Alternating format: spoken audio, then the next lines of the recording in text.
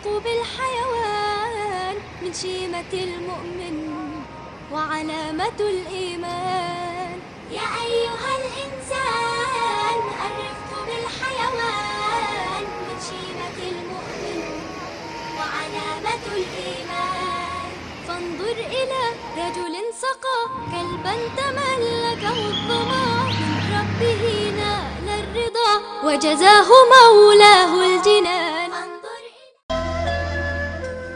الرفق بالحيوان.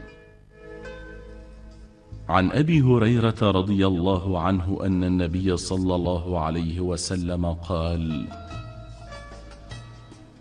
بين رجل بطريق اشتد عليه العطش فوجد بئرا فنزل فيها فشرب ثم خرج، فإذا كلب يلهث يأكل الثرى من العطش.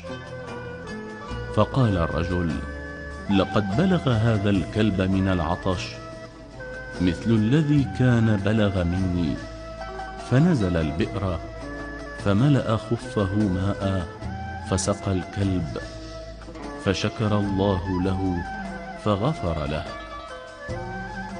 قالوا: يا رسول الله، وإن لنا في البهائم لأجرا. فقال: في كل ذات كبد رطبة أجر.